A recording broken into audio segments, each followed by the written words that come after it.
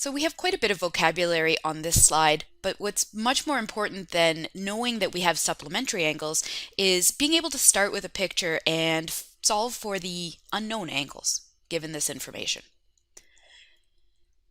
The vocabulary that we do need, however, is this.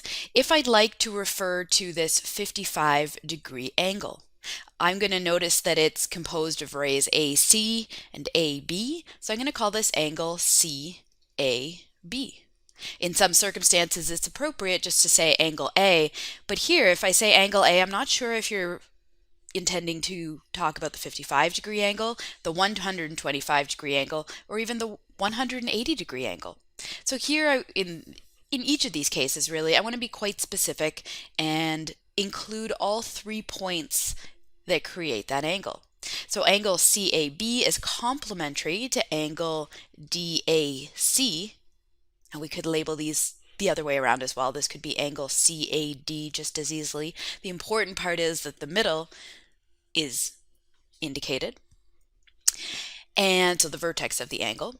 And in any case, these two angles, DAC and CAB, are supplementary because they add up to 180 degrees. In other words, AC, the ray AC, which we could write like this, the line AC, subdivides the straight angle DAB, or the 180-degree angle DAB. For a complementary angle, now we have angle QOP, which is equal to 90 degrees, and it's split in half by ray OR, creating two complementary angles. So the two complementary angles add up to 90 degrees. Adjacent angles are more generic. These are just two angles that happen to share this middle ray or this middle line AC. Unless we know what angle DAB is, so unless we know what angle DAB is, we can't tell much about angles DAC or CAB. Vertical angles, this one's really important. Vertical angles are equal.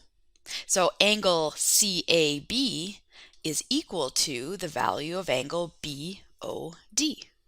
Or we could also say that these two are going to be equal. So we've got angle COB equal to angle AOD. Those are vertical angles. They're always created when I have two straight lines that form a cross. Again, what's most important here is that we can identify what's going on, what kind of angles we have in real situations.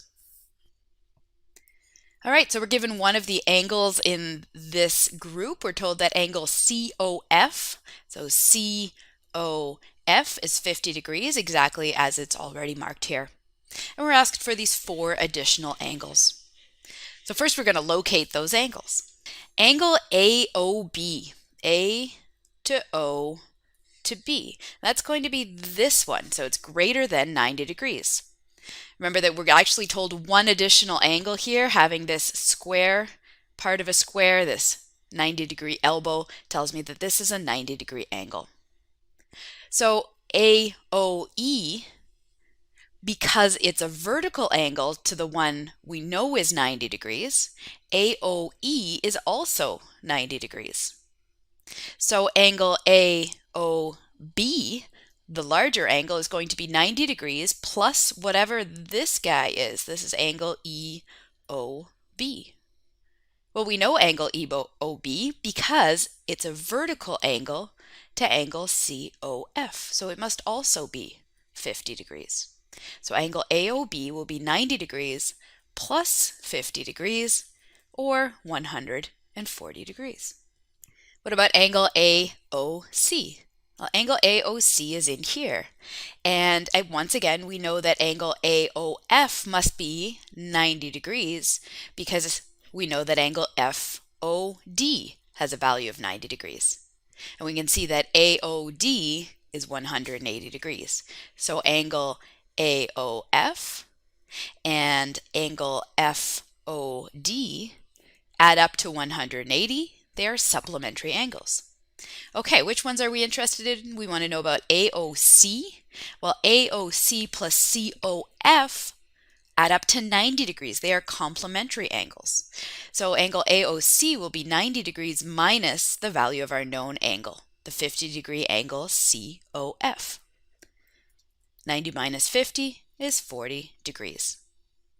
This isn't necessarily the only way we can come up with this information, and maybe you came at this 40 degrees from a different direction, and that's absolutely fine. Now we've got BOD, that one's over here. Well, I noticed that angles AOC and BOD are vertical angles. They're created when we have CB intersect with AD. So we know that these two angles will have the same value. Because BOD is a vertical angle with AOC, it also has a value of 40 degrees. And finally, angle FOB. Well, FOB is this guy in here, starting at F, heading through O, the central point here, to B. So we know 90 degrees plus angle BOD, and we just found that angle BOD was 40 degrees. So angle FOB will have a value of 90 degrees plus 40 degrees, in other words, 130 degrees. The last types of angles we're interested in are those caused by transversals. If I have two parallel lines, line AB and CD, and the notation here tells me that lines AB and CD are parallel. This is the notation for parallel. These two are parallel and they're crossed by line EF. Line EF here, we call EF a transversal. It causes a number of angles to be equal, to be complementary. Let's see which ones they are. Again, we'll call these corresponding alternate interior and alternate exterior, but I'm much less interested in knowing what they're called as what their relationship is.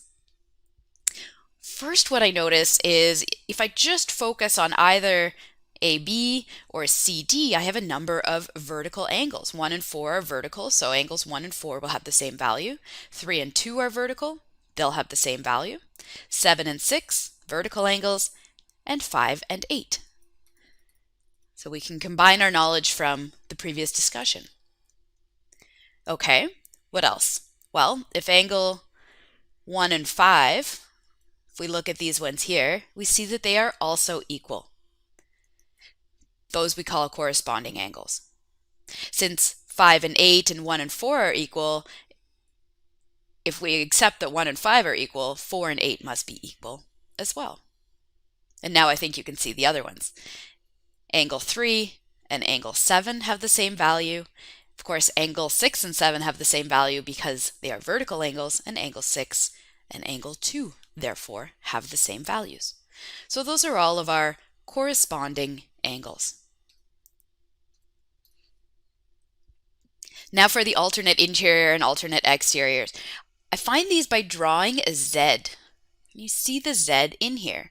What it does is it highlights to me that 3 and 6 look awfully similar, as do 5 and 4. And in fact, 3 and 6 and 5 and 4 are alternate interior angles, as listed down here.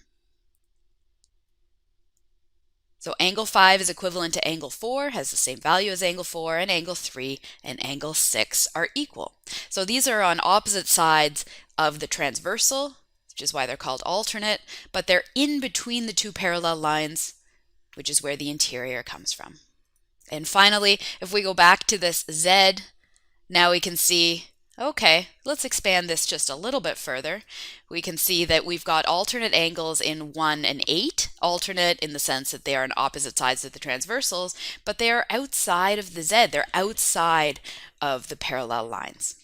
So they are alternate exterior angles, as are 7 and 2. So angles 7 and 2 are equal, and 1 and 8 are equal. Let's put all of this together. Here we're asked to find the measure of all of the indicated angles, and we're given 2 to start with. Which one? So first of all, we're told that line AB and CD are parallel. This tells us that the two lines are parallel. The other notation you may have seen here is this guy, and that would indicate that two lines are perpendicular. In other words, at 90 degrees from each other. So we have a transversal. Here's one transversal, and we have a partial transversal. It doesn't go straight across both lines, but we could imagine that line continuing on. So two parallel lines and two that we can consider as transversals. We're told that this angle in here, which we can't give letters to, is just labeled as the 62-degree angle. This one is known. And this angle is, of course, 90 degrees. There's one more piece of information we need to remember in here, and that is that the interior angles of a triangle add up to 180 degrees. So we actually have a right angle triangle hidden in this figure. All right, let's name these angles. Angle 1, this guy over here. What I notice is I have two lines intersecting here, and therefore angle 1 and the angle labeled with a value of 62 are vertical angles. So angle 1 has a value of 62 degrees. What I notice is that angle 1 and this angle down here, those will have the same value. Those are corresponding angles. And the angle I indicated down here and angle 2, well, those are supplementary angles. They're going to add up to 180 degrees. So if I know that angle 1 is 62 degrees, then this guy is 62 degrees as well. Or I can think of this as I can get at the same information by recognizing that the angle originally marked as being 62 degrees and the angle down here are alternate exterior angles, so they must have the same value. In any case, angle 2 now has a value of 180 degrees minus 62 degrees, or 118 degrees. Notice that if I know angle 2, I now also know angle 5, because angle 2 and angle 5 are also corresponding angles. So I'll label angle 5 down here as 118 degrees. What else pops out at us? Well, I notice that angle 6 and angle 3,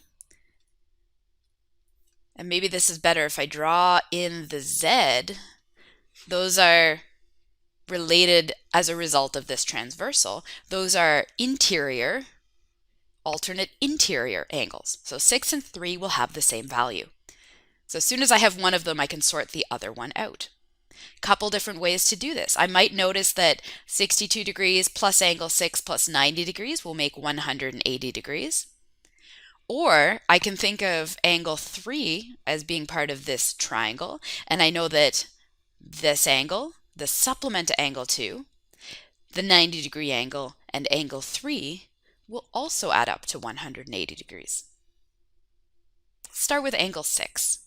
Well, angle 6 will be 180 degrees minus 90 degrees minus 62 degrees.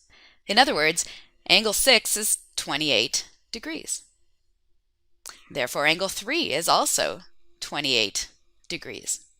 And then finally, angle 3 and angle 4 are supplementary angles. They add up to 180 degrees. So the value of angle 4 will be 180 degrees minus 28 degrees for angle 3, and has a value of 152 degrees.